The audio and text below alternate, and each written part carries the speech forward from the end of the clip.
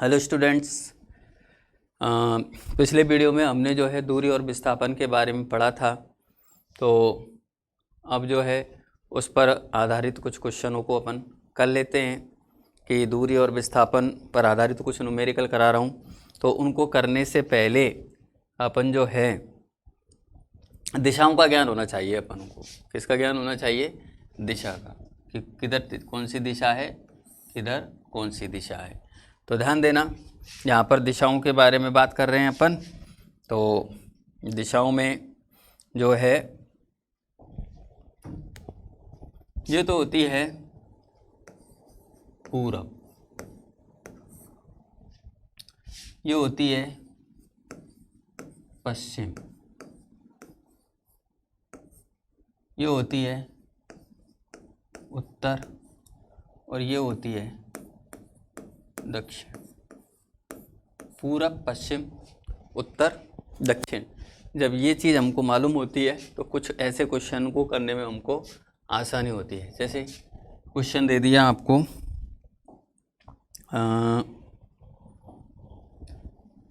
Question दिया आपको कि कोमल अपने घर से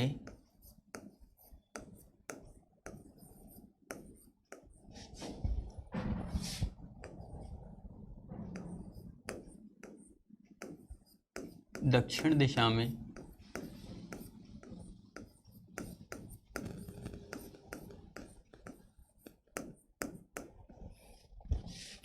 10 मीटर चलती है।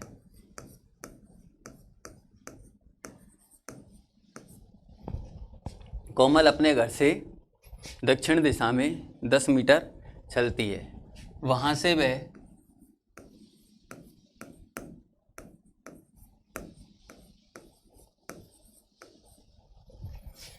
पूरब दिशा में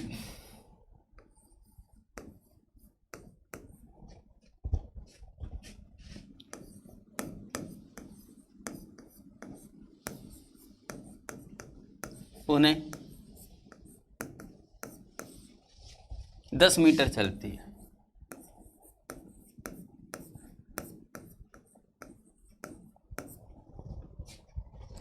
कोमल अपने घर से दक्षिण दिशा में कितना चलती है? 10 मीटर चलती है। वहाँ से पुणे, वहाँ से वह पूर्व दिशा में पुणे 10 मीटर चलती है। तो पथ की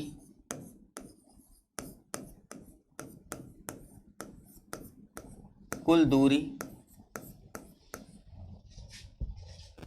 व विस्थापन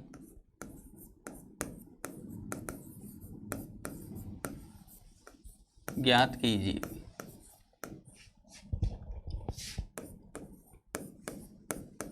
दो चीजें पूछ रहा हूं। तो सबसे पहले अपन दिशा के आधार पर बनाएंगे। कोमल अपने घर से दक्षिण दिशा में चलती है। अब दक्षिण दिशा हमको मालूम है कि इसके हिसाब से इधर की तरफ है, नीचे की तरफ, ना कि इधर की तरफ, ना इधर की तरफ, ना इधर की तरफ। हमको किधर चलना है? नीचे की तरफ। तो इसका हल करते हैं अपन।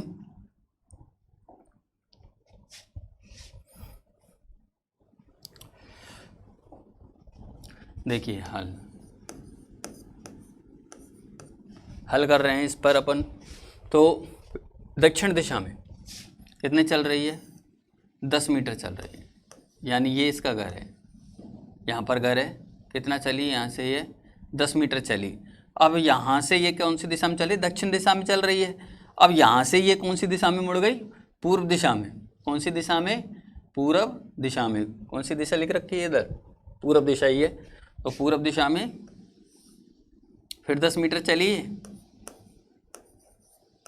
ये अपने पास, यानी ये ए बिंदु, ये बी बिंदु और ये सी बिंदु, ठीक है।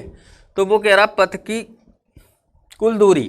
तो पथ की कुल दूरी टोटल यही तो होगी जितना पथ है। तो अपन कहेंगे यहाँ पर पथ की कुल दूरी, पथ की कुल दूरी कितनी है?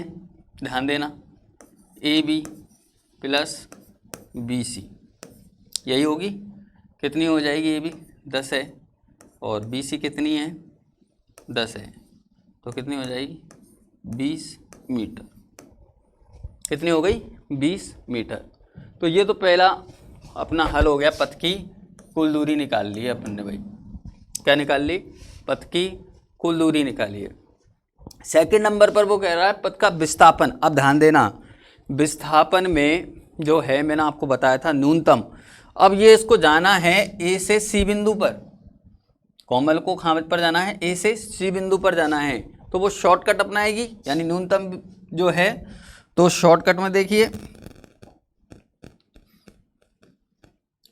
ये वाला मार्ग अपनाएगी, ये वाला अपनाएगी ना, ठीक है ना। तो ये वाला जब मार्ग अपना रही है तो यहाँ पर अपने आप दूरी कम हो गई कि नहीं, और एक त्रिभुज का निर्माण हुआ। किसका निर्माण हुआ? एक त्रिभुज का निर्माण हुआ। तो यहाँ पर ध्यान देना, दूसरे नंबर पर लेके चल रहे हैं अपन विस्थापन। यानी विस्थापन में अपन को किसका मान निकालना? AC का मान निकालना, ठीक है ना। और ये त्रिभुज में अपन जानते हैं क्या कहलाता है? विकर्ण कहलाता है। क्या कहलाता है? विकर्ण कहलाता है। और सबसे शॉर्टकट रास्ता यही है, और तो कुछ है नहीं कि ऊपर से उड़ के आ जाएगी या इधर से चले जाएगी, ठीक है ना। सबसे शॉर्टकट रास्ता यही है। तो अपन यहाँ पर जो है अब इस न्यूमेरिकल को कैसे हल करेंगे? देखिए AC की जो है वो क्या हो सकती है? विकर्ण का स्क्वायर। तो AC का स्क्वायर बराबर AB का स्क्वायर प्लस BC का स्क्वायर, यही होगा, ठीक है। इसका स्क्वायर कर लेते हैं, 10 का स्क्वायर प्लस 10 का स्क्वायर कितना हुआ? 100 प्लस 100, ठीक है ना। 200 हो गया। कितना हो गया? 200। अब अपन को निकालना AC, तो स्क्वायर हटाने के लिए अंडर रूट कर देंगे इसका। तो AC बराबर कितना आ जाएगा? Under root 200। इसको हल कर लेंगे, ठीक है ना। तो अपन लिख देंगे अंडर रूट 200 मीटर, यानी विस्थापन का मान कितना हुआ? Under root 200 metre. तो इस प्रकार से अपन दूरी और विस्थापन को ज्ञात कर सकते हैं। तो आप सभी के अच्छे से समझ में आ गया होगा दूरी और विस्थापन किस प्रकार से निकालना अपन को। जैसे मान लीजिए आपसे कह दें कि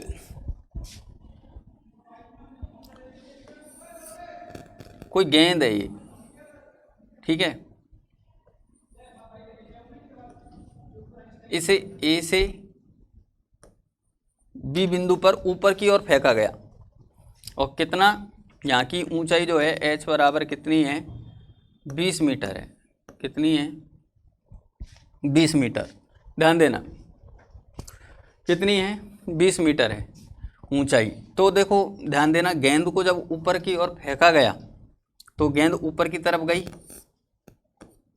20 मीटर ऊंचाई इसने तय की। नीचे आएगी, नीचे की तरफ आएगी कि नहीं, तब भी कितनी करेगी? 20 मीटर ही करेगी, ठीक है ना। तो यहाँ पर जो है अगर अपन से पूछे कि कुल दूरी गेंद द्वारा तय की गई कुल दूरी कितनी हो जाएगी?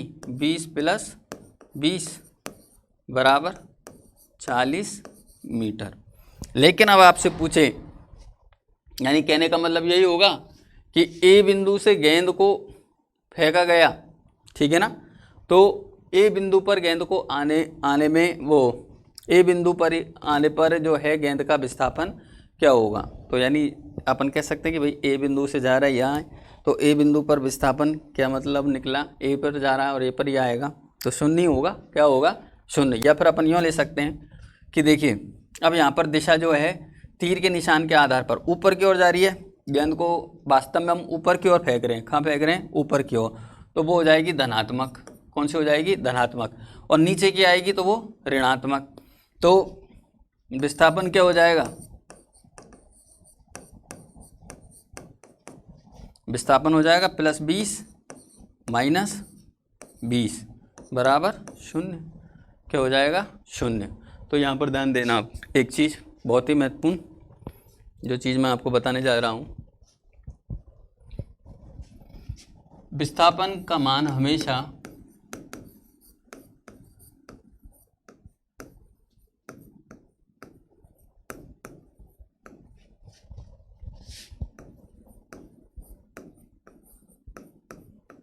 दूरी से कम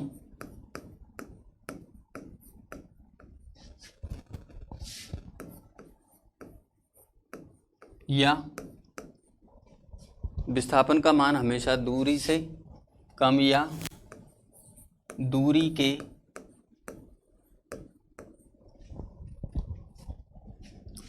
बराबर हो सकता है,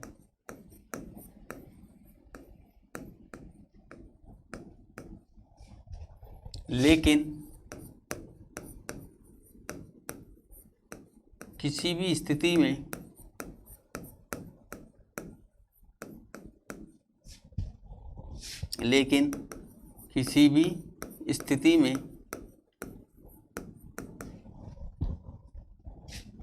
दूरी से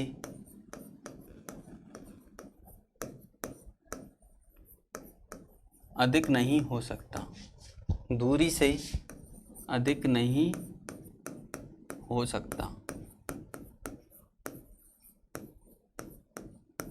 इसको ऐसे लिख सकते हैं, दूरी हमेशा विस्थापन से बड़ी होगी या बराबर में। तो ये चीज़ आपके समझ में आ गई होगी, दूरी और विस्थापन में अंतर और दूरी और विस्थापन में क्या संबंध है, किस प्रकार से दूरी और विस्थापन के मान को अपन निकालेंगे। तो आज के वीडियो के लिए इतना काफ़ी है।